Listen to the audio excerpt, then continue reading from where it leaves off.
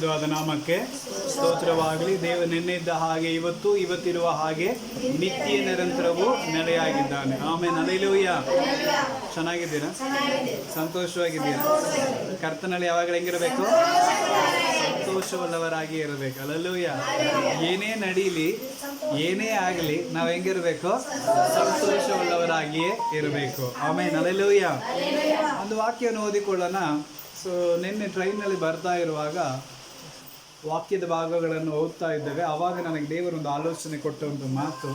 So ನಿನ್ನೆ ರಾತ್ರಿ ಎಲ್ಲ ಕೂತ್ಕೊಂಡು ಈ ಒಂದು ವಾಕ್ಯಗಳನ್ನು ದೇವರ ಪ್ರೇರೇಪಣೆಯೊಂದಿಗೆ ಸಿದ್ಧಪಡಿಸಲಿಕ್ಕೆ ದೇವರು ಅನುಕೂಲ ಮಾಡಿದ. ಆಮೇಲೆ ಅಲ್ಲೆಲ್ಲೋ ವಾಕ್ಯವನ್ನು ಓದಿಕೊಳ್ಳೋಣ. ಎಫೆಸರಿಗೆ ಬರೆದಂಥ ಪತ್ರಿಕೆ 5ನೇ ಅಧ್ಯಾಯ 16ನೇ ವಚನ. ಎಫೆಸರಿಗೆ ಬರೆದಂಥ ಪತ್ರಿಕೆ 5ನೇ ಅಧ್ಯಾಯ 16ನೇ ವಚನ. ಈ ದಿನಗಳು ತುಂಬಾ ಕೆಟ್ಟವುಗಳಾಗಿದೆ, ಆದದರಿಂದ ಕಾಲವನ್ನು ಸುಮ್ಮನೆ ಕಳಕೊಳ್ಳದೆ ಅದನ್ನು ಬೆಲೆಯುಳ್ಳದಂತೆ ಎನಿಸಿ ಉಪಯೋಗಿಸಿಕೊಳ್ಳಿರಿ. ಆಮೆನ್.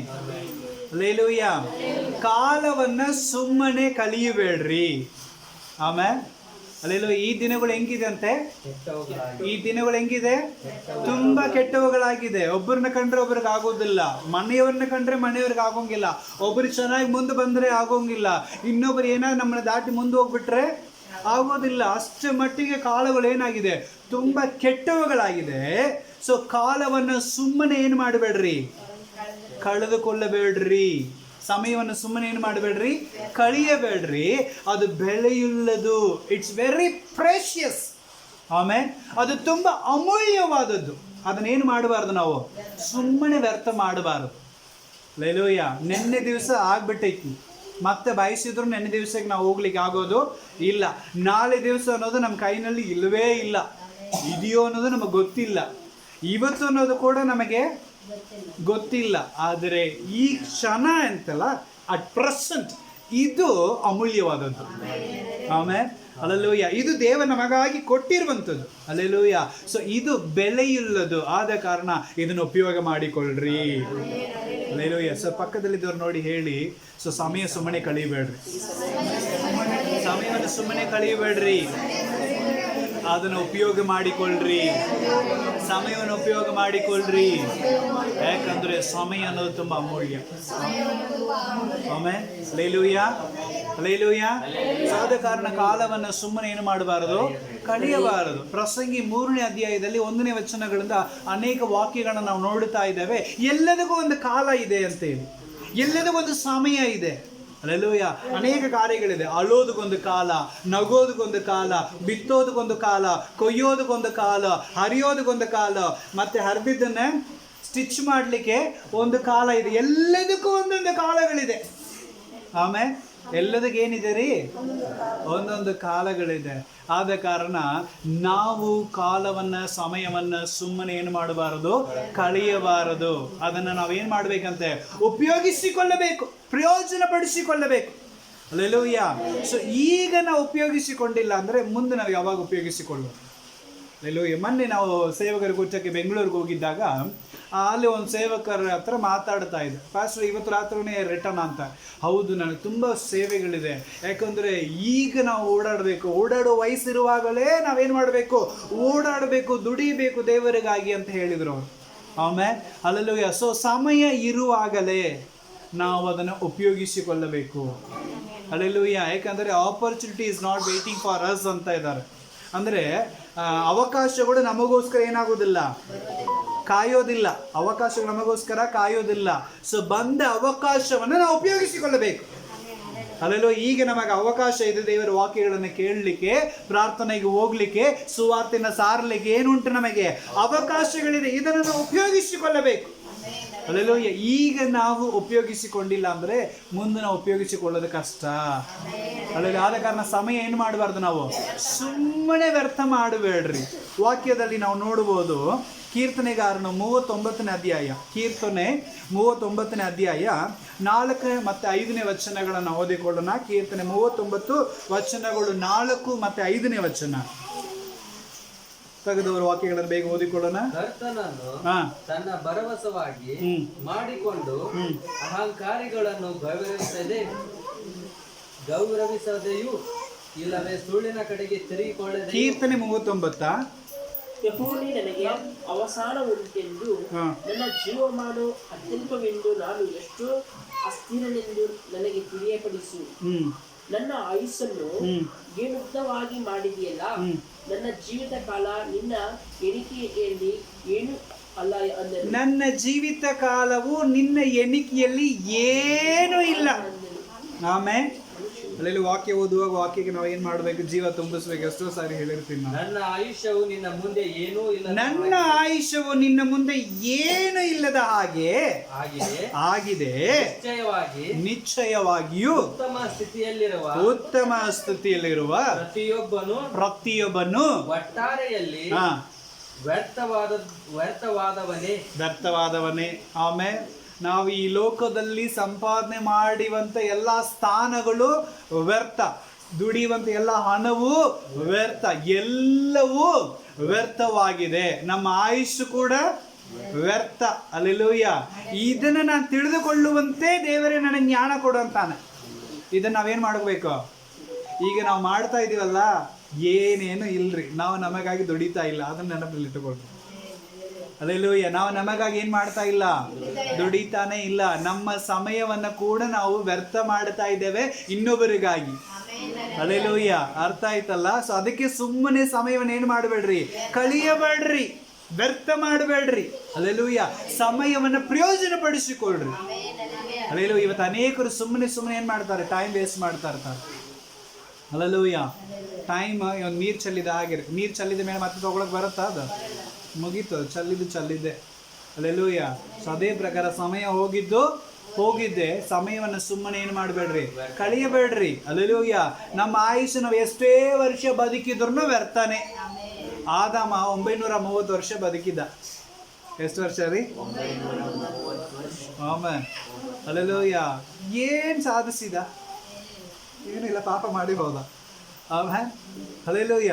ಮೆತುಸಾವೇಲ್ ಅಂತ ಹೇಳಿ ಒಂದು ವ್ಯಕ್ತಿ ಇದ್ದಾನೆ. ಬೈಬಲ್ನಲ್ಲಿ ತುಂಬಾ ಅಧಿಕವಾದ ವರ್ಷಗಳು ಬದುಕಿದವನು ಅವನೊಬ್ಬನೇ. ಹಲ್ಲೆಲೂಯ್ಯ. ಅವನು ಏನ್ ಮಾಡಿದ? ಏನೇನೂ ಇಲ್ಲ. ಹಲ್ಲೆಲೂಯ್ಯ. ಏನೇನು ಅವನ ಹಿಸ್ಟ್ರಿಯಲ್ಲಿ ಏನೇನು ಇಲ್ಲ. ಹಲ್ಲೆಲೂಯ್ಯ. ಸೊ ನಾವು ಎಷ್ಟೇ ವರ್ಷ ಬದುಕಿದ್ರು ವ್ಯರ್ಥ ಅದು. ಇವತ್ತು ಅನೇಕರು ನಾವು ಆಯುಷ್ ಬಯಸ್ತಾ ಇದೀವಲ್ಲ, ಅಷ್ಟು ವರ್ಷ ಇರಬೇಕು, ಇಷ್ಟು ವರ್ಷ ಇರಬೇಕು. ಏನೋ ಒಂದು ಕೆಟ್ಟ ಸ್ಥಿತಿ ಬಂತಂದ್ರೆ ದೇವರೇ ಕಾಪಾಡಪ್ಪ, ಬದುಕಬೇಕು, ಸಾಕ್ಷಿ ಹೇಳಬೇಕು. ಆಮೇಲೆ ಅಲ್ಲಲ್ಲಿ ಬದುಕಬೇಕು, ಸಾಕ್ಷಿ ಹೇಳಬೇಕಂತಾನೆ ಪ್ರಾರ್ಥನೆ ಮಾಡ್ತೀವಿ. ಸತ್ತು ನನಗೆ ಸಾಕ್ಷಿಯಾಗಿರ್ಬೇಕಂತ ನಾವು ಹೇಳೋಗಿಲ್ಲ. ಬದುಕಿ ನಾನು ಹೆಂಗಿರ್ಬೇಕು, ಸಾಕ್ಷಿಯಾಗಿರ್ಬೇಕಂತಿದ್ದೀವಿ. ಅಲ್ಲೂಯ್ಯ. ಅದು ನಿಜವಾಗಲೂ ನಾವು ಆಯುಸ್ ಎಷ್ಟು ವರ್ಷ ಬದುಕಿದ್ರು ವ್ಯರ್ಥ ರೀ. ಆಮೇನ್. ಅಲ್ಲೆಲೂಯ್ಯ. ನಮ್ಮ ಕಾರ್ಯಗಳೆಲ್ಲವೂ ಏನಾಗಿದೆ? ವ್ಯರ್ಥವಾಗಿದೆ. ಆದ ಕಾರಣ ಇದನ್ನು ತಿಳಿದುಕೊಳ್ಳಬೇಕು ನಾವು. ಈ ಜ್ಞಾನ ನನಗೆ ಬೇಕು, ನನಗೆ ಆ ಜ್ಞಾನವನ್ನು ಕೊಡು, ಇದೆಲ್ಲ ವ್ಯರ್ಥ ಅನ್ನೋ ಜ್ಞಾನವನ್ನು ನನಗೆ ಕೊಡು ಅಂತ ಹೇಳಿ ಭಕ್ತನು ಕೇಳ್ತಾ ಇದ್ದಾನೆ. ಅಲ್ಲೆಲೂಯ್ಯ. ಅಟ್ಲೀಸ್ಟ್ ನಾನು ಸಾಯೋದಷ್ಟೊಳಗಾಗಿ ಈ ಸಮಯವನ್ನು ಉಪಯೋಗಿಸಿ ಒಬ್ಬ ಆತ್ಮವನಾಗಿ ನಾವು ರಕ್ಷಣೆಗೆ ತಂದಿರಬೇಕು. ಅದು ಅಮೂಲ್ಯ. ಆಮೇಲೆ ನಾವೇನು ಮನೆ ಕಟ್ಟುತ್ತೀವಲ್ಲ, ನಾವೇನು ಚರ್ಚ್ ಕಟ್ಟುತ್ತೀವಲ್ಲ, ನಾವೇನು ಆಸ್ತಿ ಮಾಡಿಡ್ತೀವಲ್ಲ, ನಾವೇನು ಸಂಪಾದನೆ ಮಾಡಿರ್ತೀವಿ, ಎಲ್ಲವೂ ವ್ಯರ್ಥ. ಆಮೇಲೆ ಎಲ್ಲವೂ ವ್ಯರ್ಥ. ಒಂದು ಆತ್ಮವನ್ನು ರಕ್ಷಣೆಗೆ ತರ್ತೀವಿ ನೋಡ್ರಿ, ಅದು ಅಮೂಲ್ಯ. ಅಲ್ಲೆಲ್ಲೂ ಸಮಯವನ್ನು ಸುಮ್ಮನೆ ಕಳಿಬೇಡ್ರಿ. ಸಿಕ್ಕಿದ ಸಮಯದಲ್ಲಿ ದೇವರ ಸುವಾರ್ತೆಯನ್ನು ಏನು ಮಾಡಬೇಕು? ನಾವು ಸಾರುವಂಥವರಾಗಿರಬೇಕು. ವಾಕ್ಯವನ್ನು ಓದಿಕೊಳ್ಳೋಣ. ಕೊಲ್ಲೇಸರು ಬರೆದಂಥ ಪತ್ರಿಕೆ 4ನೇ ಅಧ್ಯಾಯ 5ನೇ ವಚನ. ಕೊಲ್ಲೇಸದವರು ಬರೆದಂಥ ಪತ್ರಿಕೆ 4ನೇ ಅಧ್ಯಾಯ ವಚನ 5.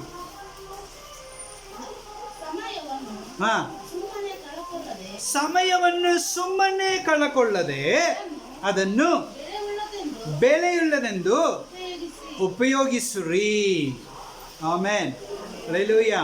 ಸೊ ನಮ್ಮ ತಮಿಳಿನಲ್ಲಿ ವಾಕ್ಯ ಹೆಂಗಿದೆ? புறம்பே இருக்கிறவர்களுக்கு முன்பாக ஞானமாய் நடந்து காலத்தை ಪ್ರಯೋಜನಪಡಿಸಿಕೊಳ್ಳುங்கள். ಹಲ್ಲೆಲೂಯಾ. ಪರಿಶುದ್ಧ ಬೈಬಲ್ನಲ್ಲಿ ವಾಕ್ಯಗಳನ್ನು ತೆಗೆದು ಓದಬೇಕು. ಅದಕ್ಕೆ ಪರಿಶುದ್ಧ ಬೈಬಲ್ ಕೂಡ ನಿಮ್ಮ ಕಡೆ ಕೊಟ್ಟಿದ್ದೆ ನಾನು. ಆಮೇನ್. ಹಲ್ಲೆಲೂಯಾ. ಸೊ ನಾವು ಜ್ಞಾನವಾಗಿ ನಡೆದುಕೊಳ್ಳಬೇಕು. ಸಮಯವನ್ನು ನಾವೇನು ಮಾಡಬೇಕು? ಸುಮ್ಮನೆ ವ್ಯರ್ಥ ಮಾಡಬಾರದು. ಅನ್ಯರ ಮುಂದೆ ನಾವು ಹೆಂಗಿರಬೇಕು? ಜ್ಞಾನವುಳ್ಳವರಾಗಿರ್ಬೇಕು. ದೇವರು ಅದಕ್ಕಾಗಿ ನಮ್ಮನ್ನು ಕರೆದಿದ್ದಾನೆ. ಯೆಹೋವನ ಭಯವೇ ಜ್ಞಾನಕ್ಕೆ ಆರಂಭ.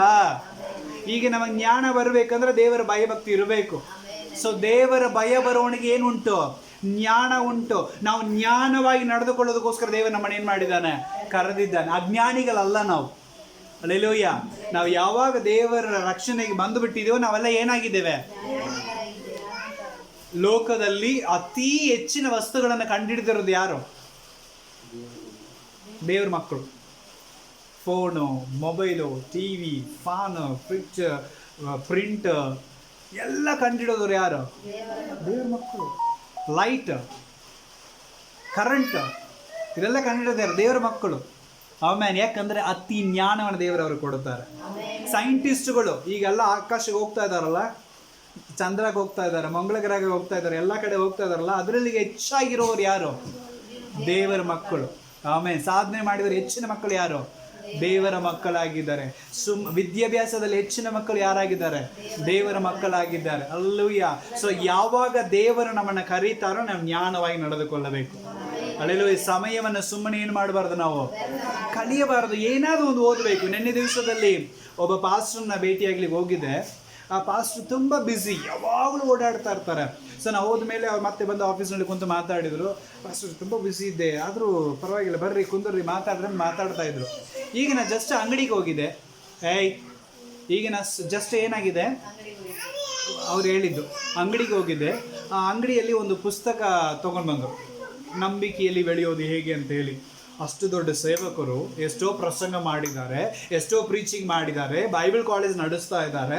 ಅಷ್ಟೆಲ್ಲ ಇದ್ರೂ ಕೂಡ ಒಂದು ಸಣ್ಣ ಪುಸ್ತಕವನ್ನೇ ಒಂದು ಬುಕ್ ಸ್ಟಾಲ್ನಲ್ಲಿ ಹೋಗಿ ತೊಗೊಂಡು ಬಂದರು, ನಂಬಿಕೆಯಲ್ಲಿ ಬೆಳೆಯೋದು ಹೇಗೆ ಅಂತೇಳಿ.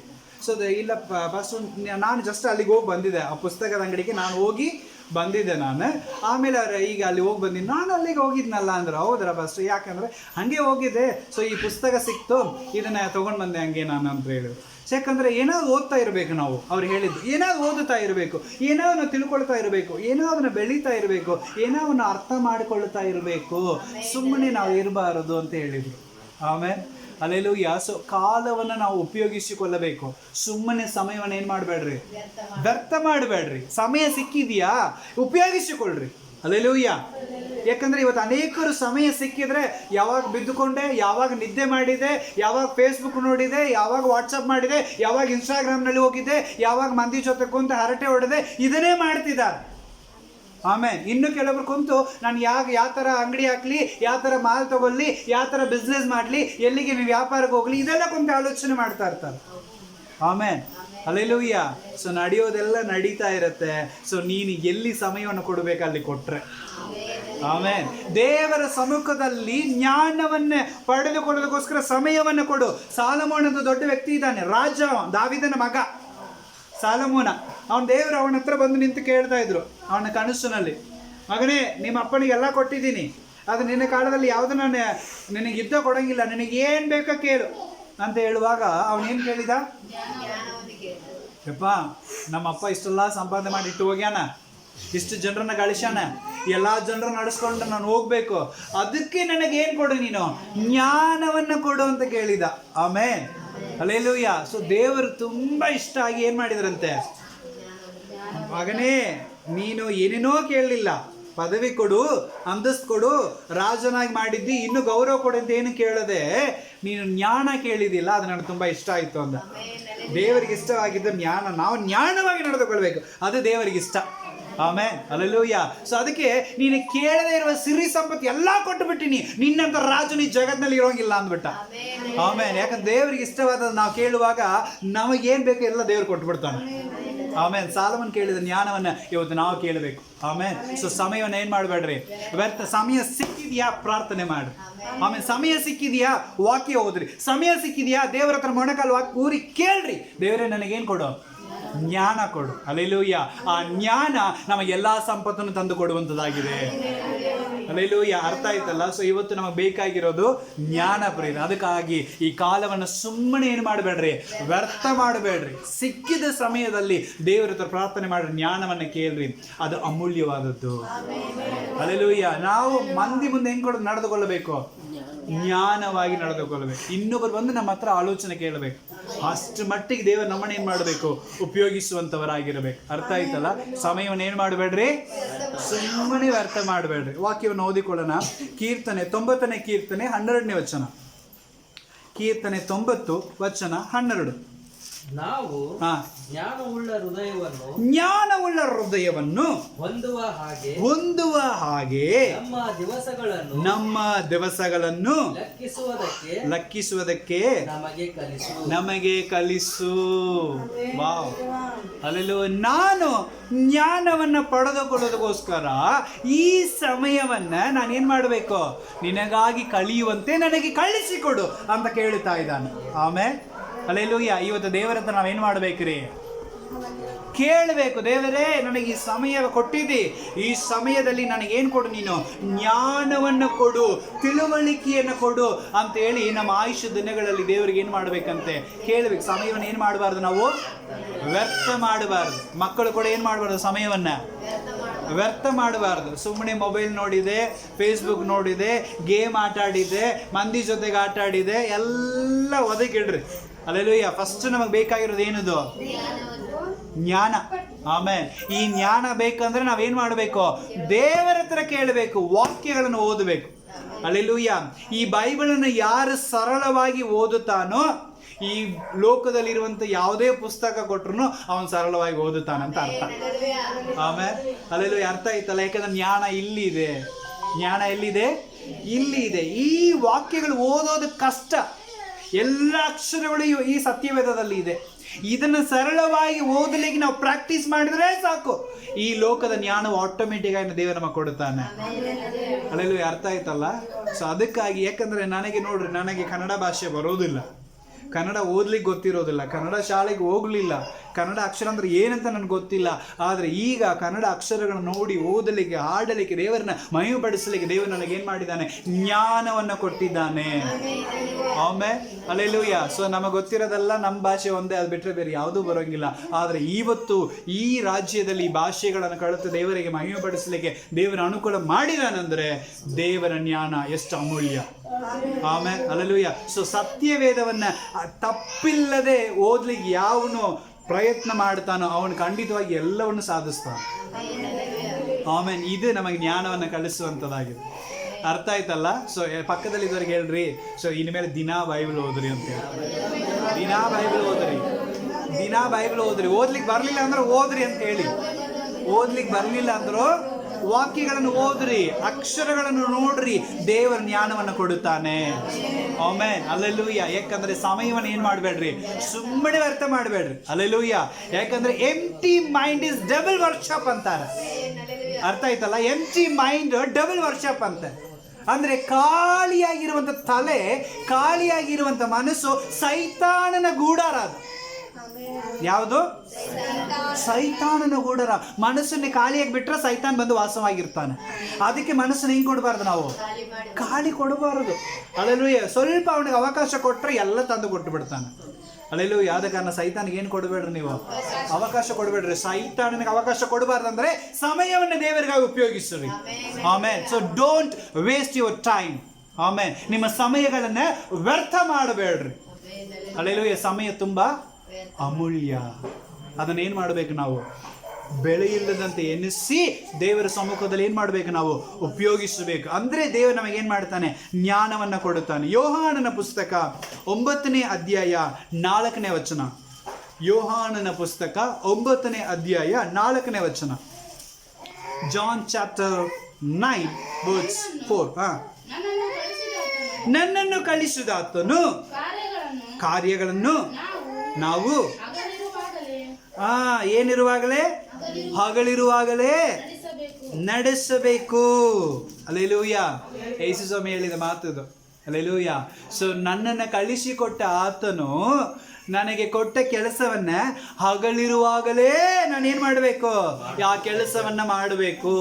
ಕತ್ತಲೆಯಲ್ಲಿ ಕೆಲಸ ಮಾಡ್ಲಿಕ್ಕೆ ಆಗೋದಿಲ್ಲ. ಕತ್ತಲೆ ಅನ್ನೋದು ಆಲ್ರೆಡಿ ನಾನು ಹೇಳಿದ ಪ್ರಕಾರ ಸೈತಾನನ ರಾಜ್ಯ. ಕತ್ತಲೆ ಯಾರ ರಾಜ್ಯ? ಸೈತಾನ ರಾಜ್ಯ. ಬೆಳಕು ಯಾರ ರಾಜ್ಯ? ದೇವರ ರಾಜ್ಯ. ನಾವೆಲ್ಲ ಯಾರ ಮಕ್ಕಳು? ಬೆಳಕಿನ ಮಕ್ಕಳು. ಆಮೇಲೆ ಇನ್ನೊಬ್ಬರಿಗೆ ನಾವು ಬೆಳಕು ಕೊಡುವಂತವರಾಗಿರ್ಬೇಕು. ಅಲ್ಲೆಲ್ಲೂಯ್ಯ. ಕುರುಡನು ಇನ್ನೊಬ್ಬ ಕುರುಡನಿಗೆ ಏನ್ ಕೊಡೋಕೆ ದಾರಿ ನಡೆಸಲಿಕ್ಕೆ ಆಗೋದಿಲ್ಲ. ನಾವೆಲ್ಲ ಬೆಳಕಿನ ಮಕ್ಕಳು, ಅಂದ್ರೆ ಜ್ಞಾನವುಳ್ಳ ಮಕ್ಕಳು. ಸೊ ದೇವರು ನಮ್ಮಲ್ಲಿ ಎದಕ್ಕೆ ಕಳಿಸಿದಾನೋ ಆ ಕೆಲಸವನ್ನ ಹಗಲೊತ್ತಿರುವಾಗಲೇ ಆ ಕೆಲಸವನ್ನು ಮಾಡಬೇಕು ನಾವು. ಆಮೇನ್, ಅಲ್ಲೆಲ್ಲೂಯ್ಯ. ಸೊ ಇವತ್ತೇ ಹೇಳ್ರಿ, ಸೊ ಇವಾಗಲೇ ನಮ್ಮ ಕೆಲಸವನ್ನು ಮಾಡೋಣ. ಇವಾಗಲೇ ನಮ್ಗೆ ಕೊಟ್ಟರೆ ಕೆಲಸಗಳನ್ನು ನಾವು ಮಾಡೋಣ. ಅಲ್ಲೆಲ್ಲೂಯ್ಯ. ಯಾಕಂದ್ರೆ ವಾಕ್ಯ ಹೇಳಿದೆ, ಕೆಲಸ ಮಾಡದವನು ಊಟ ಮಾಡಬಾರದು. ಆಮೇಲೆ ಹೌದಲ್ಲ, ಯಾವನ ಕೆಲಸ ಮಾಡ್ಲಿಲ್ಲೋ ಅವನೇನ್ ಮಾಡಬಾರದು, ಊಟನೇ ಮಾಡಬಾರದು. ಅಲ್ಲೆಲ್ಲೂಯ್ಯ. ಸೊ ಒಂದು ವೇಳೆ ನೀನು ಊಟ ಮಾಡಿದ್ರೆ ಅದು ನಿನಗೆ ತಟ್ಟೋದೇ ಇಲ್ಲ. ಆಮೇಲೆ ನೀನು ಊಟ ಮಾಡುವಾಗ ಯೋಚನೆ ಮಾಡ್ರಿ, ಅಲ್ಲೆಲ್ಲೂಯ್ಯ, ನಾ ಕೆಲಸ ಮಾಡಿದ್ದೀನ, ತೃಪ್ತಿ ಆಗಿದೆಯಾ, ದೇವರ ಕೆಲಸನ ಮಾಡಿದ್ದೀನ, ಅಟ್ಲೀಸ್ಟ್ ನನ್ನ ಕೆಲಸ ನಾನು ಮಾಡಿದ್ದೀನ ಅಂತ ಆಲೋಚನೆ ಏನು ಮಾಡ್ಬೇಕು, ನಾವು ಮಾಡಬೇಕು. ಯಾಕಂದ್ರೆ ಹಗಲಿರುವಾಗಲೇ ನಾವು ಕೆಲಸ ಮಾಡಬೇಕು, ಗಾಳಿ ಇರುವಾಗಲೇ ತೂರಿಸ್ಬೇಕು. ಅಲ್ಲೆಲ್ಲೂಯ್ಯ. ಗಾಳಿ ಬಿಟ್ಟಾಗ ಏನು ಮಾಡ್ತಾರ, ತೂರಿಸಿ ಕಾಳುಗಳನ್ನ ಕಡಿಗಳನ್ನ ಎತ್ತಿಟ್ಟುಕೊಡ್ತಾರಲ್ಲ, ಹಂಗೆ ದೇವರು ಸಮಯ ಕೊಟ್ಟಾಗಲೇ ನಾವು ಕೆಲಸವನ್ನು ಮಾಡಬೇಕು. ಅಲ್ಲೆಲ್ಲೂಯ್ಯ. ಸೊ ಸಾಯಂಕಾಲ ಮಾಡೋಣ, ರಾತ್ರಿ ಮಾಡೋಣ, ಮುಂದೆ ಹಾಕುವವನು ಉದ್ಧಾರ ಆಗೋದಿಲ್ಲ. ಬೇಕಂದ್ರೆ ಬರೆದಿಟ್ಕೋದು. ಆಮೇಲೆ ನಾಳೆ ಅಂದ್ರೆ ಮನೆ ಆಮೇನ್, ಅಲ್ಲೆಲ್ಲೂಯ್ಯ. ಯಾವನು ಬೇಡ ಬಿಡು ನಾಳೆ ಮಾಡೋಣ ಅಂತಾನ, ಖಂಡಿತವಾಗಿ ಅವನ ಕೆಲಸ ಸಕ್ಸಸ್ ಆಗೋದೇ ಇಲ್ಲ. ಅಲ್ಲೆಲ್ಲೂಯ್ಯ. ಯಾಕಂದ್ರೆ ನೀವೇನ್ ಮಾಡ್ರಿ, ನಿಮ್ಮ ಒಂದು ಪುಸ್ತಕದಲ್ಲಿ ಬರೆದು ಇಟ್ಟುಕೊಳ್ರಿ. ಏನ್ರಿ ರಾಜಪ್ಪ ಅವರೇ, ಪುಸ್ತಕದಲ್ಲಿ ಬರೆದು ಇಟ್ಟುಕೊಳ್ರಿ, ನಾಳೆ ಅಂದ್ರೆ ಮನೆ ಹಾಲು. ಅಲ್ಲೆಲ್ಲೂಯ್ಯ. ಮಾಡ್ಬೇಕಾ ಕೆಲಸ ಈಗ ಮಾಡ್ಬೇಕು. ಅಲ್ಲೆಲ್ಲೂಯ್ಯ. ಯಾಕಂದ್ರೆ ಈಗ ಸಮಯ ಇದೆ, ಈಗಲೇ ಏನ್ ಮಾಡ್ಬೇಕು, ನಾವು ಕೆಲಸ ಮಾಡಬೇಕು. ಅಲ್ಲೆಲ್ಲೂಯ್ಯ. ಅರ್ಥ ಆಯ್ತಲ್ಲ, ಬಲ ಇರುವಾಗಲೇ ಕೆಲಸ ಮಾಡಬೇಕು. ವಾಕ್ಯ ಹೇಳಿದೆ, ಜ್ಞಾನೋಕ್ತಿಗಳ ಪುಸ್ತಕ 10ನೇ ಅಧ್ಯಾಯ 5ನೇ ವಚನ. ಜ್ಞಾನೋಕ್ತಿಗಳ ಪುಸ್ತಕ 10ನೇ ಅಧ್ಯಾಯ 5ನೇ ವಚನ.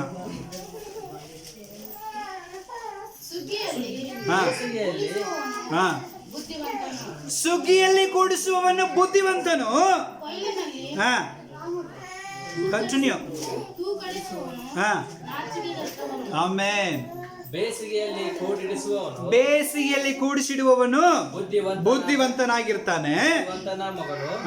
ಸುಗ್ಗಿಯಲ್ಲಿ ನಿದ್ರೆ ಮಾಡುವವನು ಆಮೇನ್ ನಾಚಿಗೇಡಿ ಅಂತ ಹೇಳಿದೆ, ನಾನು ಹೇಳಿಲ್ಲ, ವಾಕ್ಯ ಹೇಳ್ತಾ ಇದೆ. ಆಮೇನ್, ಅಲ್ಲೆಲ್ಲೂಯ್ಯ. ಸೊ ನನ್ನ ದಯವಿಟ್ಟು ತಪ್ಪು ತಿಳ್ಕೊಬೇಡ್ರಿ, ಸತ್ಯವೇದದಲ್ಲಿದೆ. ಅಲ್ಲೆಲ್ಲೂಯ್ಯ.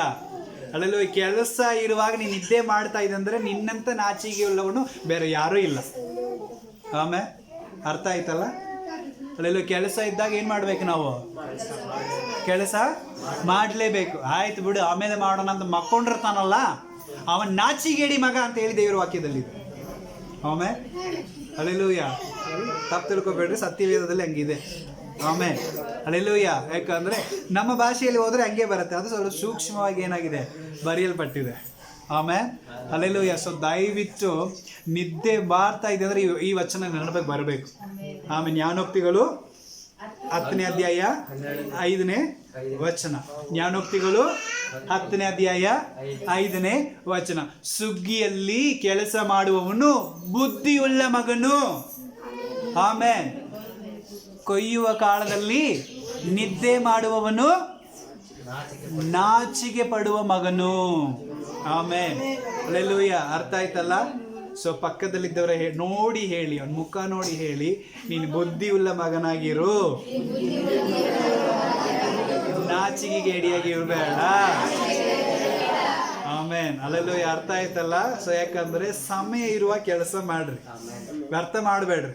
ನಾಳೆ ಮಾಡೋಣ, ಸಾಯಂಕಾಲ ಮಾಡೋಣ, ಆಮೇಲೆ ಮಾಡೋಣ, ಇನ್ನೊಂದು ಅರ್ಧ ಗಂಟೆ, ಖಂಡಿತವಾಗಿಯೂ ಅದು ಸಮಯ ಸೈತಾನನ ಕೆಲಸ ಮಾಡ್ತಾನೆ ಅಂತ ಅರ್ಥ. ಆಮೇಲೆ ಅಲ್ಲಲ್ಲಿ ಒಂದು 10 ನಿಮಿಷ, ಒಂದು 5 ನಿಮಿಷ ಅಂತ ಅಡ್ಡ ಬಿಡ್ತಾನೆ ನೋಡು, 2 ತಾಸು ಆದ್ರೆ ಎದ್ದು ಬರೋಂಗಿಲ್ಲ. ಆಮೇಲೆ ಯಾಕ ಬುದ್ಧಿಗೇಡಿ.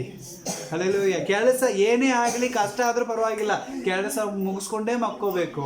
ಅಂದ್ರೆ ಮಲಗಿದ ಕೂಡಲೇ ನಿದ್ರೆ ಮಾಡ್ತಾನ ಅವನು. ಆಮೇಲೆ ಅವನು ಈಟೆ ಊಟ ಮಾಡ್ಲಿ, ಮಲಗಿದ ಕೂಡಲೇ ಅವನು ಏನ್ ಮಾಡ್ತಾನೆ, ನಿದ್ದೆ ಮಾಡ್ತಾನೆ. ಯಾಕಂದ್ರೆ ದುಡಿದಿರ್ತಾನೆ. ಆಮೇಲೆ ಅಲ್ಲೆಲ್ಲೂ ಅರ್ಥ ಆಯ್ತಲ್ಲ ಪ್ರಿಯರೇ. ತೃಪ್ತಿಯಾಗಿ ಮಲಗುವಾಗ ನಿದ್ರೆ ಬರುತ್ತೆ. ಕೆಲಸ ಇಟ್ಟುಕೊಂಡು ಮಲಗುವವನು ಖಂಡಿತವಾಗಿ ಏನ್ ಮಾಡೋಂಗಿಲ್ಲ, ನಿದ್ದೆ ಬರೋದೇ ಇಲ್ಲ ಅವನಿಗೆ. ಅಲ್ಲೆಲ್ಲೂ ಏನು ಬರೋದಿಲ್ರಿ ಅವನಿಗೆ? ನಿದ್ದೆ ಬರೋದೇ ಇಲ್ಲ. ಅವನು ಎಷ್ಟೇ ಮಾಡಿದ್ರೆ ಅವನಿಗೇನು ಬರೋದಿಲ್ಲ? ನಿದ್ರೆ ಬರೋದೇ ಇಲ್ಲ. ಆದ ಕಾರಣ ದಯವಿಟ್ಟು ನಾಳೆ ಆಮೇಲೆ ಇನ್ನೊಂದು 10 ನಿಮಿಷ ಬಿಟ್ಟು ಅನ್ನೋದನ್ನು ಬಿಟ್ಟು ಈಗಲೇ ಸಮಯ ಇರುವಾಗಲೇ ಕೆಲಸ ಮಾಡಬೇಕು. ಆಮೇಲೆ ಡೋಂಟ್ ವೇಸ್ಟ್ ಯುವರ್ ಟೈಮ್. ಸಮಯವನ್ನು ಏನು ಮಾಡಬೇಡ್ರಿ, ವ್ಯರ್ಥ ಮಾಡಬೇಡ್ರಿ. ಅಲ್ಲೆಲ್ಲೂಯ್ಯ. ವಾಕ್ಯವನ್ನು ಓದಿಕೊಳ್ಳೋಣ. ಜ್ಞಾನೋಕ್ತಿಗಳ ಪುಸ್ತಕ 27ನೇ ಅಧ್ಯಾಯ 1ನೇ ವಚನ. ಜ್ಞಾನೋಕ್ತಿಗಳ ಪುಸ್ತಕ. ನಾಳೆಯ ವಿಷಯವಾಗಿ ಕೊಚ್ಚಿಕೊಳ್ಳಬೇಡ. ಒಂದು ದಿನವೂ ಯಾವುದನ್ನು ಸಂಭವಿಸುತ್ತವೆಂದು ಮಾಡುತ್ತದೋ ಅದು ನಿನಗೆ ತಿಳಿಯದು. ನಿನಗೆ ಗೊತ್ತಿಲ್ಲಪ್ಪ.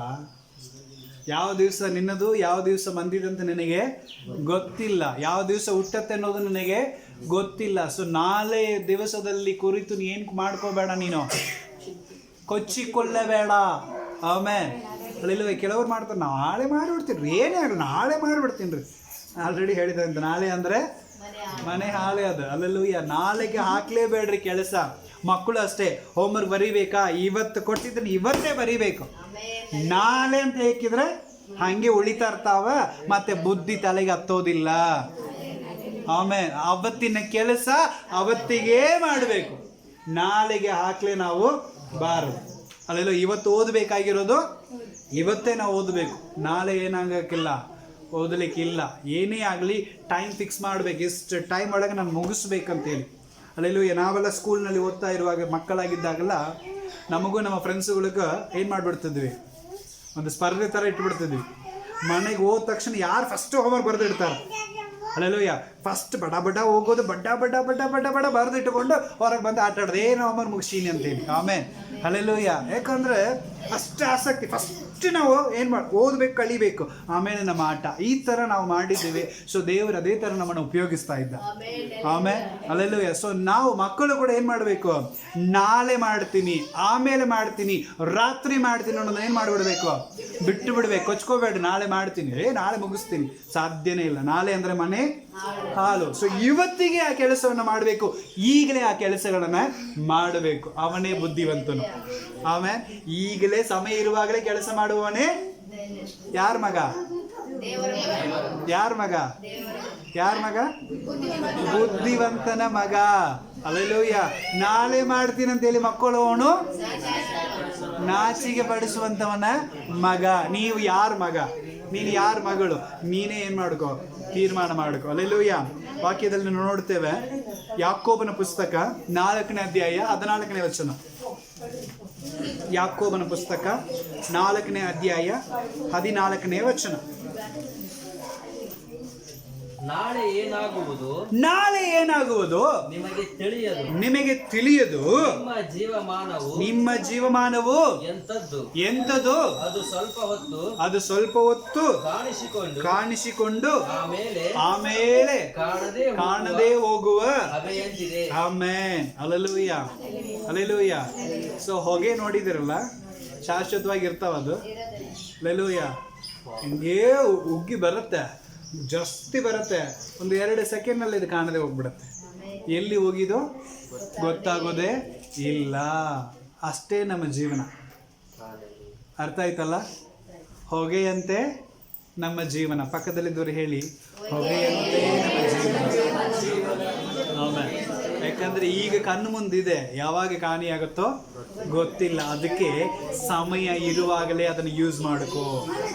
ಅಲ್ಲೆಲ್ಲೂಯ್ಯ. ನಾಳೆ ಅನ್ನೋ ಮಾತು ನಮ್ಮ ಜೀವಿತದಲ್ಲಿ ಇರುವ. ನಾಳೆ ಏನಾಗುತ್ತದೋ ನಮ್ಮ ಕೈನಲ್ಲಿ ಇಲ್ಲ.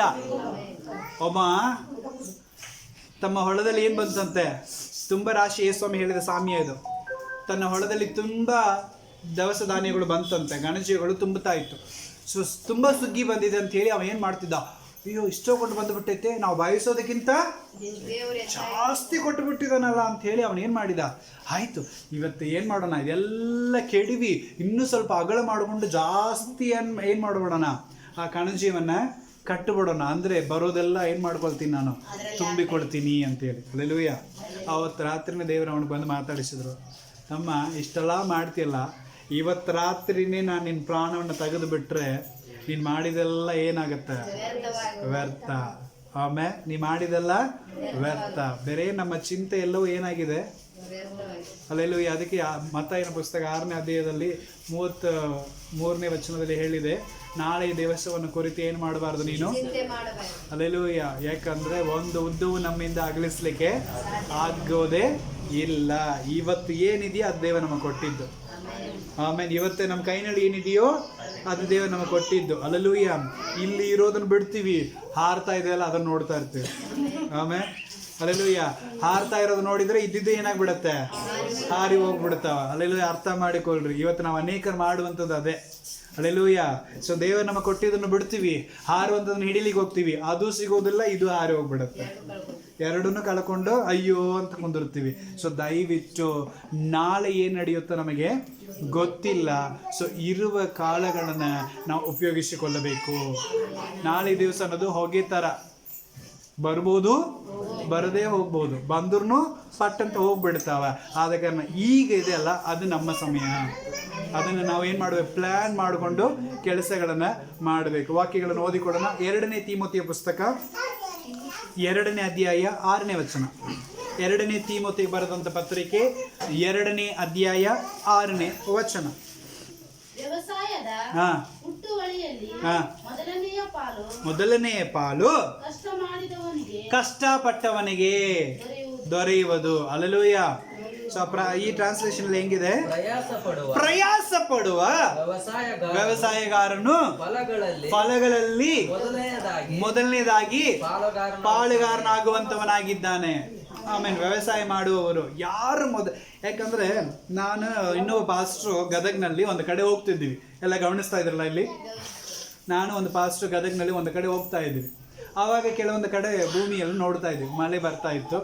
ಆವಾಗ ಕೆಲವೊಂದು ಕಡೆ ನೋಡ್ತಿದ್ವಿ, ಕೆಲವೊಬ್ಬರು ಆಗ ಏನು ಮಾಡ್ತಿದ್ರು, ಭೂಮಿನ ಅಗೀತಾ ಇದ್ರು, ಕೆಲವೊಂದರು ಕಸ ತೆಗಿತಾ ಇದ್ರು, ಕೆಲವೊಂದು ಭೂಮಿಗಳು ಚೆನ್ನಾಗಿ ಬೆಳೆದಿತ್ತು. ಆವಾಗ ಆ ಪಾಸ್ಟರ್ ಹೇಳಿದರು, ಪಾಸ್ಟರ್ ಈ ವರ್ಷ ಇವ್ರದ್ದು ಪೀಕ್ ಬೇಗ ಬರುತ್ತೆ ನೋಡ್ರಿ ಅಂತ. ಆಮೇಲೆ ಅಲ್ಲೆಲ್ಲೂಯ್ಯ. ಆದರೆ ಇವ್ರದ್ದು ಸ್ವಲ್ಪ ಕಷ್ಟನೇ ರೀ ಪಾಸ್ಟರ್ ಅಂತ ಹೇಳಿ. ಯಾಕ್ರಿ? ಯಾಕಂದರೆ ಇವರು ಮುಂಚೆನೇ ಬಿತ್ತಿಬಿಟ್ಟಿದ್ದಾರೆ, ಹಾಗಾಗಿ ಚಲೋ ಮಳೆ ಸಿಕ್ಬಿಟ್ಟೈತಿ ಅದಕ್ಕೆ. ಹಾಗಾಗಿ ಅದು ಚೆನ್ನಾಗಿ ಏನಾಗ್ಬಿಟ್ಟೈತಿ, ಬೆಳೆದು ಬಿಟ್ಟೈತಿ. ಈಗ ಅದಕ್ಕೆ ಮಳೆ ಇದ್ರೂ ನಡೀತೈತಿ, ಮಳೆ ಇಲ್ಲ ಅಂದ್ರೂ ನಡೀತೈತಿ, ಫಲ ಕೊಡತ್ತೆ ಅದು. ಅಲ್ಲೆಲ್ಲೂಯ್ಯ. ಆದರೆ ಇವರು ಈಗ ಬಿದ್ದಿದ್ದಾರೆ, ಮುಂದೆ ಮಳೆ ಬರುತ್ತೋ ಇಲ್ವೋ ಗೊತ್ತಿಲ್ಲ. ಆದರೆ ಇವ್ರದ್ದು ಡೌಟೇ ರೀ ಬಾಸ್. ಆದರೆ ಇವ್ರು ಮಾತ್ರ ಪಕ್ಕ ಏನು ಮಾಡ್ತಾರೆ, ಇವರು ಒಳ್ಳೆ ಪೀಕನ್ನು ಕಾಣ್ತಾರೆ ಅಂತ ಹೇಳಿದರು. ಅಲ್ಲೆಲ್ಲೂಯ್ಯ. ನಿಜವಾಗಲೂ ಮೊದಲು ಬಿತ್ತುವವನು ಮೊದಲು ಫಲವನ್ನು ಹೊಂದಿಕೊಳ್ಳುತ್ತಾರೆ. ಅಲ್ಲೆಲ್ಲೂಯ್ಯ. ಅವ್ರು ಬಿತ್ತಲಿ, ಅವ್ರು ಮಾಡಲಿ, ಅವ್ರು ನೋಡಲಿ, ಆಮೇಲೆ ನಾನು ಮಾಡ್ತೀನಿ ಅಂದರೆ ಖಂಡಿತವಾಗಿ ಅವನ ಜೀವಿತದಲ್ಲಿ ಆಶೀರ್ವಾದಗಳು ಕಾಣೋದೇ ಇಲ್ಲ. ಯಾಕಂದರೆ ಇವತ್ತು ಅನೇಕರ ಜೀವಿತ ಮಂದಿ ನೋಡಿ ನೋಡಿ ಬದುಕು, ಮಂದಿ ನೋಡಿ ನೋಡಿ ಬದುಕು. ನೋಡಲಿ, ಫಸ್ಟ್ ಅವ್ರು ಮಾಡಿ ನೋಡಲಿ, ಆಮೇಲೆ ನಾನು ಮಾಡ್ತೀನಿ. ಅಲ್ಲೆಲ್ಲೂಯ್ಯ.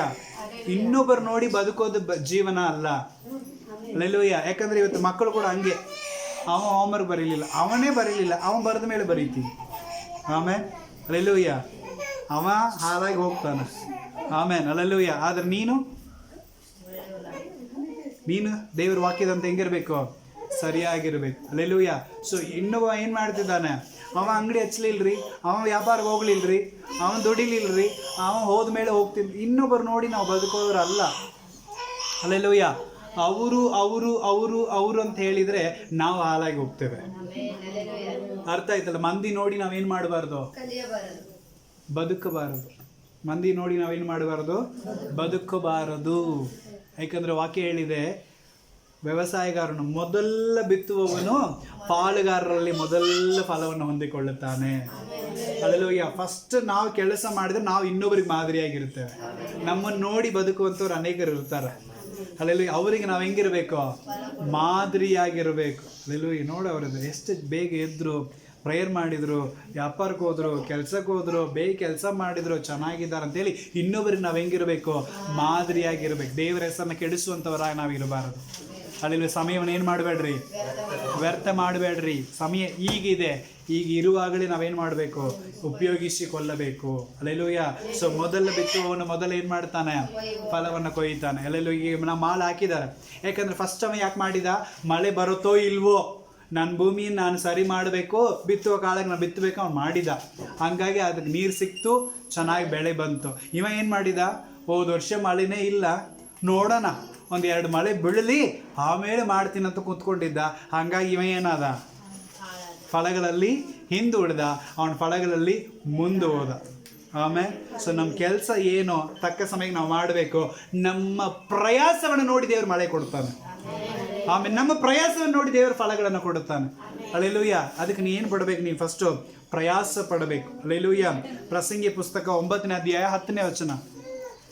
ಪ್ರಸಂಗಿ 9ನೇ ಅಧ್ಯಾಯ 10ನೇ ವಚನ.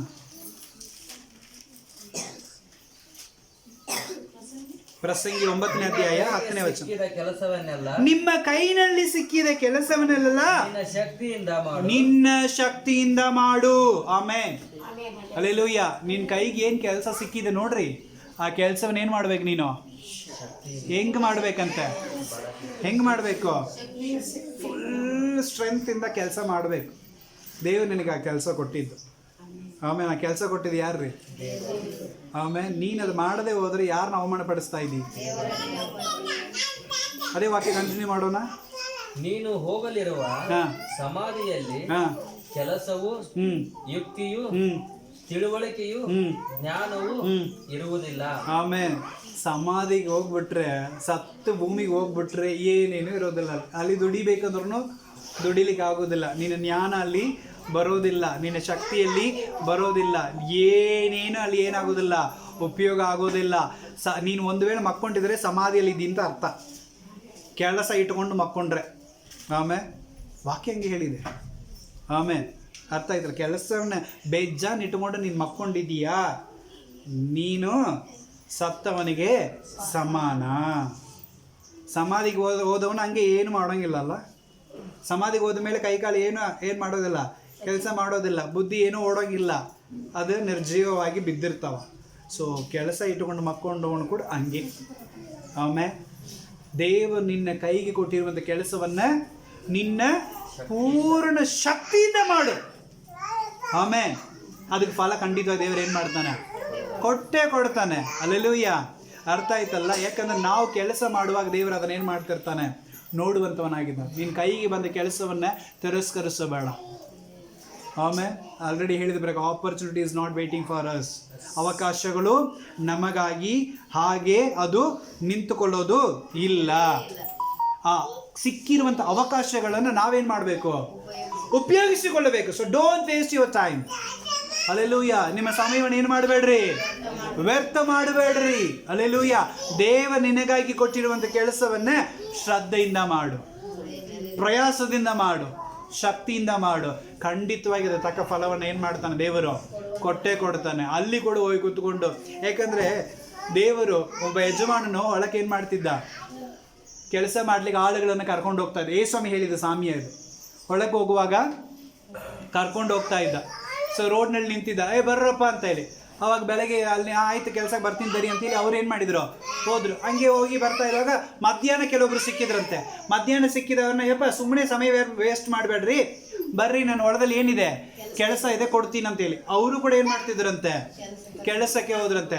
ಇನ್ನು ಸಾಯಂಕಾಲ ಹೊತ್ತು ಮುಳುಗೋದಕ್ಕೆ 1 ತಾಸು ಮುಂಚೆ ಕೂಡ ರೋಡ್ನಲ್ಲಿ ಕೆಲವೊಬ್ರು ನಿಂತಿದ್ರಂತೆ. ಯಪ್ಪ ಸುಮ್ಮನೆ ಯಾಕೆ ನಿಂತಿರ್ತಿರೋ, ಬರ್ರೋ ನಮ್ಮ ಹೊಲದಲ್ಲಿ ಏನಿದೆ ಕೆಲಸ ಇದೆ, ನೀವು ದುಡ್ರಿ, ನಾನು ಪಗಾರ ಕೊಡ್ತೀನಿ ಅಂತ ಹೇಳಿ ಸಾಯಂಕಾಲನೂ ಅವ್ರನ್ನೇನು ಮಾಡ್ತಿದ್ನಂತೆ? ಕರ್ಕೊಂಡು ಹೋಗ್ತಾ ಇದ್ನಂತೆ. ಅವಾಗ ಎಲ್ಲರೂ ಕೆಲಸ ಮಾಡಿದ ಮೇಲೆ ಏನು ಮಾಡಿದ್ರಂತೆ? ಅವರು ಪಗಾರಕ್ಕೆ ಬಂದು ನಿಂತ್ಕೊಂಡಿದ್ರಂತೆ. ಆಮೇಲೆ ಹಲ್ಲೆಲೂಯಾ. ಆವಾಗ ಫಸ್ಟ್ ಯಾರು ಕೊಟ್ರಂತೆ? ಲಾಸ್ಟಿಗೆ ಬಂದಿದ್ರಲ್ಲ ಅವರಿಗೆ ಕೊಟ್ರಂತೆ. ಆವಾಗ ಫಸ್ಟ್ ಬಂದ್ರು ನೋಡ್ರಿ, ಬೆಳಗ್ಗೆನೇ ಬಂದು ಕೆಲಸ ಮಾಡ್ತಾರಲ್ಲ, ಅವ್ರು ಏನು ಅನ್ಕೊಂಡಿದ್ರು? ಇಲ್ಲ ಅವರಿಗೆ ಅಷ್ಟು ಕೊಡ್ತಾರಂದ್ರೆ ನಾವು ಬೆಳಗಿಂದಲೇ ಏನು ಮಾಡ್ತಿದ್ದೀವಿ? ಕೆಲಸ ಮಾಡ್ತೀವಿ, ನಮಗೆ ಜಾಸ್ತಿ ಕೊಡ್ತಾರ ಅಂತ ಹೇಳಿ ತಿಳ್ಕೊಂಡು ಇದ್ರಂತೆ. ಆಮೇಲೆ ಆದರೆ ಎಲ್ಲರಿಗೂ ಒಂದೇ ಥರ ಪಗಾರವನ್ನು ಯಜಮಾನ ಕೊಟ್ಟನಂತೆ. ಅವಾಗ ಬೆಳಗ್ಗೆ ಬಂದವರು ಸಿಟ್ಟು ಮಾಡಿಕೊಂಡು ದೇವ್ರ ಹತ್ರ ಕೇಳಿದ್ರಂತೆ, ಯಜಮಾನ ಹತ್ರ, ಬನ್ನಿ ಅವರೆಲ್ಲ ಈಗ ಬಂದವರು 1 ತಾಸು ಕೆಲಸ ಮಾಡಿಲ್ಲ, ಅವ್ರಿಗೂ ಆಟೆ ಪಗಾರ ಕೊಟ್ಟಿರಿ, ನಾವು ಬೆಳಗಿಂದ ಬಂದು ಏನು ಮಾಡ್ತಿದ್ವಿ? ಕೆಲಸ ಮಾಡಕತ್ತೀವಿ, ನಮಗೂ ಆಟೆ ಕೊಟ್ರಲ್ಲ ಅಂತೇಳಿ ಕೇಳುವಾಗ ಆ ಒಂದು ಯಜಮಾನ ಹೇಳಿದಂತೆ, ಕೊಡೋದು ನನ್ನದು, ಕೊಡೋದು ನನ್ನದು. ಹಲ್ಲೆಲೂಯಾ. ಇದು ನನ್ನ ಹೊಲ, ನಿನಗೆ ಎಷ್ಟು ಕೊಡ್ತೀನಂತ ನಾನು ಮಾತಾಡೇ ಕರ್ಕೊಂಡು ಬಂದಿನಲ್ಲ, ನಾನು ಮಾತಾಡಿದಂತೆ ನಿನಗೇನು ಮಾಡೀನಿ ಕೊಟ್ಟಿದ್ದೀನಿ. ಅವ್ರನ್ನ ಕೊಡೋದು ನನ್ನ ಇಷ್ಟ. ಹಲ್ಲೆಲೂಯಾ. ದುಡಿಯೋದಷ್ಟೇ ನಮ್ಮ ಕೆಲಸ. ಅರ್ಥ ಆಯ್ತಲ್ರಿ? ದುಡಿಯೋದಷ್ಟೇ ನಮ್ಮ ಕೆಲಸ, ಕೊಡೋದು ದೇವರ ಕೆಲಸ. ಅಲ್ಲೆಲ್ಲೂಯ್ಯ. ಸ್ವಲ್ಪ ದೊಡ್ಡದನ್ನು ಹೆಚ್ಚಿಗೂ ಆತನು ಕೊಡ್ತಾನೆ. ಬೆಳಗಿನ ಸಂಜೆ ತನಕ ಕೊಟ್ರು ದೇವರು ಎಷ್ಟು ಬೇಕೋ ಅಟ್ಟು ಕೊಡ್ತಾನೆ. ಅಲ್ಲೆಲ್ಲ ಕೊಡುವಂಥದ್ದು ದೇವರದು, ಕೊಟ್ಟ ಸಮಯವನ್ನು ಉಪಯೋಗಿಸುವಂಥದ್ದು ನಮ್ಮದು. ಅಲ್ಲೆಲ್ಲೂಯ್ಯ. ಅರ್ಥ ಆಯ್ತಲ್ಲ? ಸೊ ಇನ್ನೊಬ್ಬರಿಗೆ ಜಾಸ್ತಿ ಬಂದಿದೆ, ಅವ್ರು ನೋಡಿ 2 ತಾಸು ವ್ಯಾಪಾರ ಮಾಡಿದ್ರು, ಜಗ್ಗು ಬಂದುಬಿಟ್ಟೈತಿ, ನಾನು ಬೆಳಗ್ಗೆ ತಗೊಂಡು ವ್ಯಾಪಾರ ಮಾಡ್ತೀನಿ, ನನಗೆ ಒಂದು ಆಗೋಲ್ಲ. ಈ ಬುದ್ಧಿ ಇರಬೇಡ್ರಿ. ಆಮೇಲೆ ಅಲ್ಲೆಲ್ಲೂಯ್ಯ. ಅರ್ಥ ಆಯ್ತಲ್ಲ? ಯಾಕಂದರೆ ಅವರಿಗೆ ಏಟು ತಲುಪಬೇಕು ಅದು ದೇವರ ಚಿತ್ತ, ನಿನಗೆ ಏಟು ತಲುಪಬೇಕಿದೆ. ದುಡಿಯೋದು ಮಾತ್ರ ನಿನ್ನ ಕೆಲಸ. ಮಂದಿನ ನೋಡಿ ಏನು ಮಾಡಬಾರ್ದು, ನಾವು ಬದುಕಬಾರದು. ಅವ್ರನ್ನ ನೋಡಿ ನಾವು ಜೀವಿಸಬಾರದು. ನಿನ್ನ ಜೀವನ ದೇವರು ನಿನ್ನ ಕೈಗೆ ಏನು ಕೆಲಸ ಕೊಟ್ಟಿದ್ದಾರೆ ನೋಡು, ಅದನ್ನು ನಿನ್ನ ಪೂರ್ಣ ಶಕ್ತಿಯಿಂದ ಮಾಡು. ಆಮೇಲೆ ಈ ವಾಕ್ಯಗಳನ್ನು ಬರೆದಿಟ್ಟುಕೊಳ್ಳಿ. ನನಗೆ ದೇವರು ಕೊಟ್ಟ ಕೆಲಸವನ್ನ ನಾನು ಆಚೆ ಈಚೆ ನೋಡದೆ ನಾನು ಮಾಡಬೇಕು. ಅಲ್ಲೆಲ್ಲೂಯ್ಯ. ಅರ್ಥ ಆಯ್ತಲ್ಲ? ಸೊ ಪಕ್ಕದಲ್ಲಿದ್ದವ್ರು ನೋಡಿ ಹೇಳಿ, ದೇವರು ನನಗೆ ಕೊಟ್ಟ ಕೆಲಸವನ್ನ ಶಕ್ತಿಯಿಂದ ಮಾಡು. ಆಮೇನ್. ಅಲ್ಲೆಲ್ಲೂಯ್ಯ. ಯಾಕಂದ್ರೆ ದೇವರ ಕಾರ್ಯವು ಅದರಲ್ಲಿದೆ. ಅಲ್ಲೆಲ್ಲೂಯ್ಯ. ಅಲ್ಲೆಲ್ಲೂಯ್ಯ. ಕೊನೆಯದಾಗಿ ಒಂದು ವಚನವನ್ನು ಓದಿ ನಾವು ಮುಗಿಸೋಣ. 2ನೇ ಥೆಸಲೋನಿಕೇಯರು ಬರೆದಂಥ ಪತ್ರಿಕೆ 3ನೇ ಅಧ್ಯಾಯ 12ನೇ ವಚನ. 2ನೇ ಥೆಸಲೋನಿಕೇಯರು ಬರೆದಂಥ ಪತ್ರಿಕೆ 3ನೇ ಅಧ್ಯಾಯ 12ನೇ ವಚನ.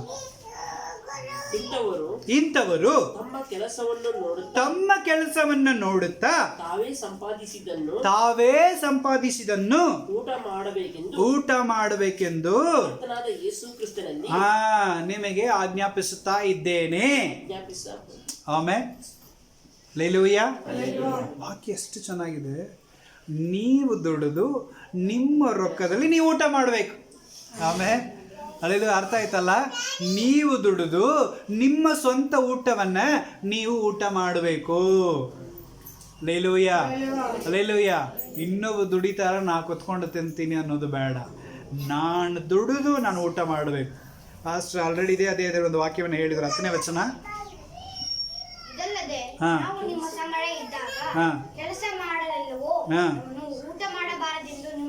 ಕೆಲಸ ಮಾಡದವನು ಊಟ ಮಾಡಬಾರದಂತ ನಾನು ಏನ್ ಮಾಡಿದ್ದೇನೆ, ನಿಮಗೆ ಆಜ್ಞಾಪಿಸಿದ್ದೇನಲ್ಲ. ಆಮೇಲೆ ಕೆಲಸ ಮಾಡದೇ ಇರುವವನು ಏನ್ ಮಾಡಬಾರದು. ಹಲ್ಲೆಲೂಯಾ. ಅದೇ 12ನೇ ವಚನದಲ್ಲಿ ವಾಕ್ಯ ಹಂಗೆ ಇದೆ. ನಿನ್ನ ಸ್ವಂತ ಊಟವನ್ನ ನೀನೇನ್ ಮಾಡಬೇಕು, ಸಂಪಾದನೆ ಮಾಡಿ ಊಟ ಮಾಡಬೇಕು. ಹಲ್ಲೆಲೂಯಾ. ದೇವ್ರು 2 ಕೈ ಕೊಟ್ಟಾನಲ್ಲ, 2 ಕಾಲು ಕೊಟ್ಟಾನಲ್ಲ. ಸೊ ದೇವ್ರು ಬಲ ಕೊಟ್ಟಿದ್ದಾನಲ್ಲ. ಕೊಟ್ಟ ಕೆಲಸವನ್ನು ಶಕ್ತಿಯಿಂದ ಮಾಡ್ರಿ. ಆರೋಗ್ಯ ಇರೋ ತನಕ ಮಾಡ್ರಿ, ಉಸಿರು ಇರೋ ತನಕ ಮಾಡ್ರಿ. ನೀವು ಗೆತ್ತಾಗಿ ಬದುಕಬಹುದು. ಆಮೇಲೆ ಮಂದಿ ಮುಂದೆ ಹೆಂಗ್ ಬದುಕಬಹುದು ಹಂಗೆ ಹೇಳಿ. ಮಂದಿ ಮುಂದೆ ಹಂಗೆ ಹೇಳಿ, ಹೆಮ್ಮೆಯಿಂದ ಹೇಳಿ. ಗೆತ್ತಾಗಿ ಏನ್ ಮಾಡ್ಬೋದು, ನಾವು ಬದುಕಬಹುದು. ಆಮೇಲೆ ಅಲ್ಲೆಲ್ಲ. ಯಾಕಂದ್ರೆ ನಾನ್ ದುಡಿತೀನಿ, ನಾ ತಿಂತೀನಿ. ಯಾವನು ನಾನು ಏನ್ ಮಾಡ್ಲಿಕ್ಕೆ ಬರೋದಿಲ್ಲ, ಪ್ರಶ್ನೆ ಮಾಡ್ಲಿಕ್ಕೆ ಬರೋದಿಲ್ಲ. ಹಲ್ಲೆಲೂಯಾ. ಹಲ್ಲೆಲೂಯಾ. ಆದ ಕಾರಣ ಏನ್ ಮಾಡಬೇಡ್ರಿ, ಸಮಯವನ್ನ ಸುಮ್ಮನೆ ಕಳ್ಕೋಬೇಡ್ರಿ. ಸೊ ದಯವಿಟ್ಟು ಸಮಯ ಸಿಕ್ಕುವಾಗಲ್ಲ ಅದನ್ನು ಉಪಯೋಗಿಸಿಕೊಳ್ಳ್ರಿ. ಹಲ್ಲೆಲೂಯಾ. ಅದು ತುಂಬಾ ಅಮೂಲ್ಯವಾದದ್ದು. ಹಲ್ಲೆಲೂಯಾ. ಅರ್ಥ ಆಯ್ತಲ್ಲ? ಸೊ ಆದ ಕಾರಣ ದೇವರು ಈ ವಾಕ್ಯಗಳನ್ನ ಏನ್ ಮಾಡಿಕೊಡಲಿ, ಆಶೀರ್ವಾದ ಮಾಡಿಕೊಡಲಿ. ಸೊ ಇದರಲ್ಲಿ ಎಲ್ಲ ವಾಕ್ಯಗಳು ತುಂಬಾ ಅವಶ್ಯವಾಗಿರೋದು.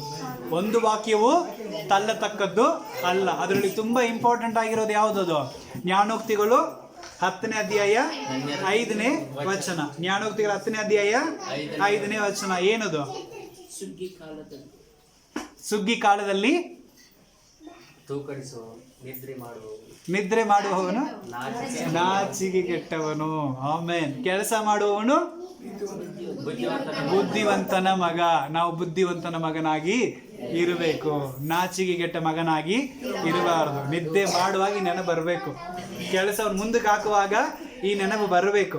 ನಾಳೆ ಮಾಡೋಣ ಅಂತ ಬರುವಾಗ ಈ ವಾಕ್ಯ ಏನಾಗಬೇಕು, ನೆನಪಿಗೆ ಬರಬೇಕು. ಅಯ್ಯೋ ಬೇಡಪ್ಪ, ನಾನು ಬುದ್ಧಿ ಇಲ್ಲ ಮಗ, ನಾನು ನಾಚಿಕೆಡಿ ಮಗ ಅಲ್ಲ ಅಂತೇಳಿ ಮತ್ತೆ ಆ ಕೆಲಸವನ್ನು ಏನು ಮಾಡಬೇಕು, ನಾವು ಮಾಡುವಂಥವರಾಗಿರ್ಬೇಕು. ಹಲ್ಲೆಲೂಯಾ.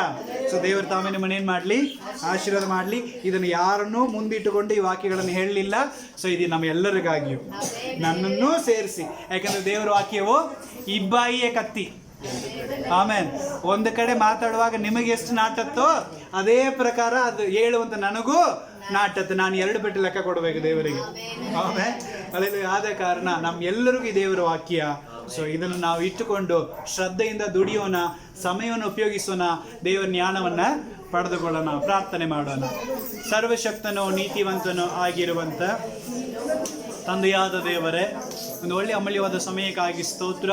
ಕೇಳಿದ ವಾಕ್ಯದಂತೆ ನಾವು ಬುದ್ಧಿಯುಳ್ಳ ಮಕ್ಕಳಾಗಿರುವಂತೆ ದೇವರ ಅನುಕೂಲ ಮಾಡು. ಸಮಯವನ್ನು ಸುಮ್ಮನೆ ವ್ಯರ್ಥ ಮಾಡದಂತೆ, ಕಾಲವನ್ನು ಸುಮ್ಮನೆ ವ್ಯರ್ಥ ಮಾಡದಂತೆ, ಸಮಯವನ್ನು ಅಮೂಲ್ಯವೆಂದು ಎನಿಸಿ ಅದನ್ನು ಉಪಯೋಗಿಸಿಕೊಳ್ಳಲಿಕ್ಕೆ ದೇವರ ಜ್ಞಾನ ಕೊಡಿಸೋಣ, ತಿಳುವಳಿಕೆಯನ್ನು ಕೊಡಿಸೋಣ. ಸಮಯ ಇರುವಾಗಲೇ ಅದನ್ನು ಉಪಯೋಗಿಸಬೇಕು. ಕರ್ತನೇ, ಇವತ್ತಿದ್ದು ನಾಳೆ ಕರ್ತನೇ ಹೋಗುವಂಥ ಕರ್ತನೆ ಹುಳ್ಳಿನಂತೆ ನಮ್ಮ ಜೀವನ ಆಗಿದೆ ಸ್ವಾಮಿ. ಕರ್ತನೆ ಹೊಗೆಯಾಗಿ ನಮ್ಮ ಜೀವಿತ ಇದೆ, ಕ್ಷಣ ಮಾತ್ರ ಹಾರಿ ಹೋಗಿಬಿಡುತ್ತೆ ಸ್ವಾಮಿ.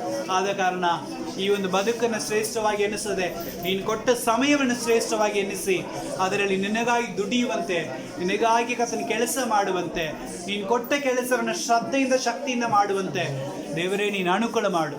ಕರ್ತನೆ, ನಾವು ನಮ್ಮ ಸ್ವಂತ ದುಡಿಮೆಯಲ್ಲಿ ಊಟ ಮಾಡುವಂಥವರಾಗಿರಬೇಕು ಸ್ವಾಮಿ.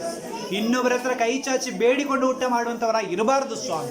ಕರ್ತನೆ, ಆದ ಕಾರಣ ಊಟ ಮಾಡಲಿಕ್ಕೆ ಕರ್ತನೆ ಮನಸ್ಸಿದ್ದವನು ಕೆಲಸ ಮಾಡಬೇಕು, ಕೆಲಸ ಮಾಡ್ಲಿಕ್ಕೆ ಮನಸ್ಸಿಲ್ಲದವನು ಊಟ ಮಾಡಬಾರ್ದು ಎಂಬುದಾಗಿ ಕೂಡ ಹೇಳಿದಿರಪ್ಪ. ಸೊ ಎಲ್ಲದಕ್ಕೂ ಒಂದೇ ಒಂದು ಈ ಸಮಯಪ್ಪ, ಈ ಸಮಯವನ್ನು ನಾವು ಸುಮ್ಮನೆ ಬಿಡಬಾರ್ದು ಸ್ವಾಮಿ. ಇರುವ ಸಮಯವನ್ನು ನಾವು ಉಪಯೋಗಿಸ್ಕೋಬೇಕು. ಅದಕ್ಕೆ ನೀವು ಜ್ಞಾನವನ್ನು ಕೊಡು, ತಿಳುವಳಿಕೆಯನ್ನು ಕೊಡು, ಆಶೀರ್ವಾದಗಳನ್ನು ಕೊಡು. ತಗ್ಗಿಸ್ತೇವೆ, ಹೆಚ್ಚಿಸು. ವಾಕ್ಯ ಕೇಳಿದ ಎಲ್ಲರ ಮೇಲೂ ನಿನ್ನ ಆಶೀರ್ವಾದ ಇರಲಿ. ಯೇಸು ಕ್ರಿಸ್ತನ ಮುದ್ದಾದ ನಾಮದಲ್ಲಿ, ಪರಿಶುದ್ಧಾತ್ಮನೇ ನಿನ್ನ ಸಹಾಯದಲ್ಲಿ ಪ್ರಾರ್ಥನೆಯಲ್ಲಿ ಬೇಡಿ ಹೊಂದುತ್ತಾ ಇದ್ದೇನೆ, ನನ್ನ ಜೀವವುಳ್ಳ ಸ್ವರ್ಗೀಯ ತಂದೆಯಾದ ದೇವರೇ. Amen, amen. God bless you. Praise the lord.